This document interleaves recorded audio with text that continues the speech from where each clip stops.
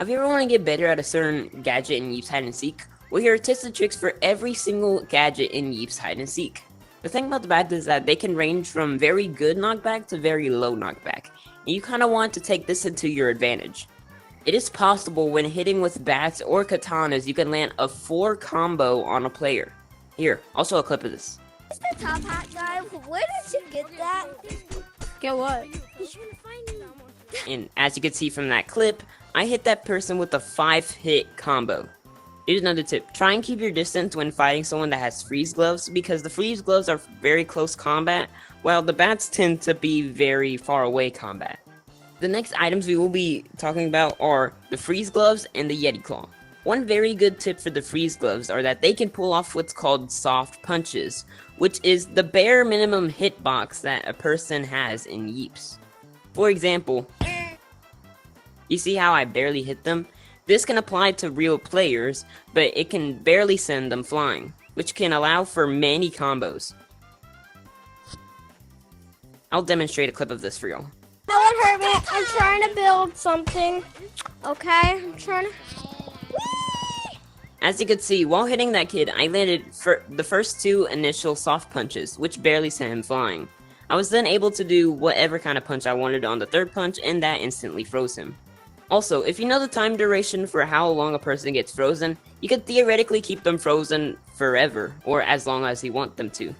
This could stop when they turn off temporary knockback or something like that, but it would also be really cool to pull off. Just a reminder that the freeze gloves are for up close combat, so if you want to fight somebody, make sure to keep as much contact with them as possible. The next thing we'll be talking about are the bombs. And specifically, I'll go over a couple quick tips for each single bomb. These explosives can be used for bomb jumping, but if you're fighting on terrain where there's normal pillows like these, then you're going to want to use the explosive version. If you really want to run away from an opponent, I would suggest using impulses, as they are very easy to control, and you can pull off what's called a 4-jump bomb, or a 4-bomb jump. Basically what you do is you put 2 on the ground, immediately grab 2 out of your inventory, and hold them. You keep the first initial 2 on the ground so they explode, but then while the others are in your hand, they will also explode. Here, I'll show a demonstration.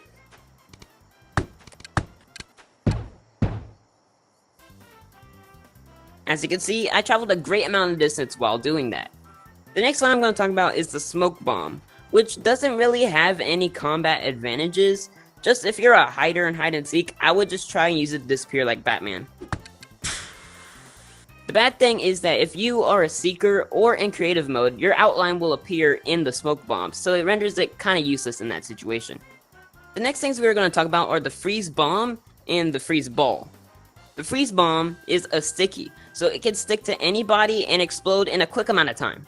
The freeze ball explodes instantly, but has less range, and you kind of have to aim better to actually use it.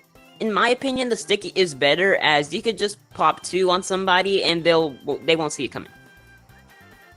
You can also perform what's called a freeze ball jump, which I'll demonstrate for you right now. Basically, what you're going to want to do is you're going to have 2 freeze balls in your hand. One hits you, one hits your head, so that you can constantly go flying. And as you're about to see, I can gain great distances.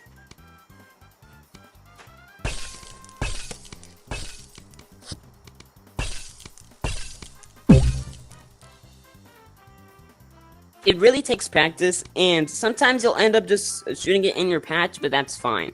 It takes a lot of practice to actually get good at it. The next item we're going to talk about is a teleport ball, which is very useful for getting back on platforms. Just a quick little demonstration. But there is another use for the teleport balls. Let's say you get frozen. You can use a teleport ball to instantly get unfrozen. As you can see, the freeze effect is gone and I can walk around normally. The next item we're going to talk about is the pellet gun. Basically, this is very useful for keeping distance from your opponent. If you don't have to worry about cotton, I would just spam use this at anybody that's on a ledge, as this will ledge trap them and basically render them kinda useless from getting back on stage. If you also do not have to worry about cotton, let's say you're in creative mode, I would try and create a minigun. Basically just using 4 or 3 at the same time. You keep them on the ground and they keep shooting.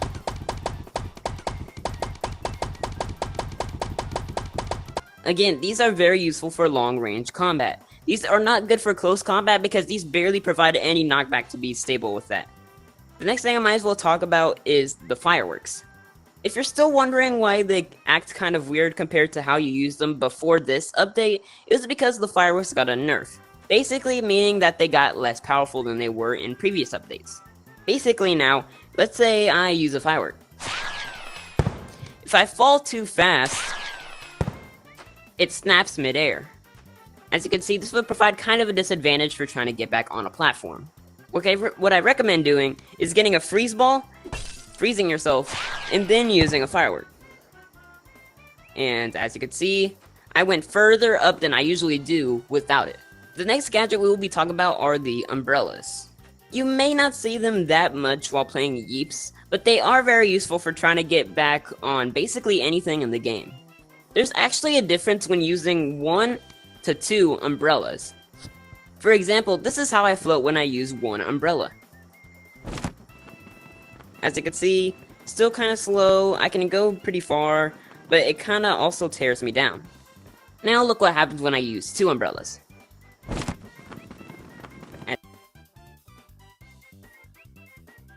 The next item we will be talking about are the hot cocos. Obviously, you can drink these to get your freeze effect away. Let me just demonstrate that real quick. And instantly, it's gone. And it also makes a weird effect that I didn't hear before. Anyways, there's something else that you can do with these hot cocos, which is called hot coco jumping.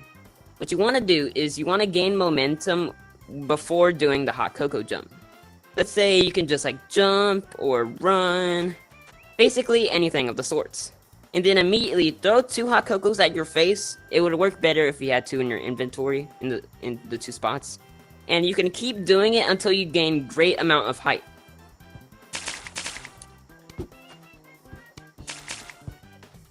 As you can see, I am definitely not the best at it, but if you keep practicing with it, eventually you'll be able to reach insane heights. The next thing we're going to talk about are the next row of gadgets, which are the butt joe and the rose. Butt joes are very good for, as I said earlier with the katana / bats, long range combat. They're very easy to throw. So if you have good aim, you could potentially keep someone away from you basically forever. I'll also show another clip of this. I don't have any cotton. Although the roses seem like they hold no competitive advantage, there are actually a couple techniques that you can use with these roses. For example, you can launch people off platforms when using double roses, and I'll show a clip of that right now. Spiders. Where? Can I have that? Yeah, freeze me and Roses are indeed very fun, but I would probably prefer any other gadget over these roses, to be honest. And that's it for all my gadgets. Did I miss any? Let me know in the comments below. I'll also make an updated version of this once the new update rolls around. Subscribe and like the video.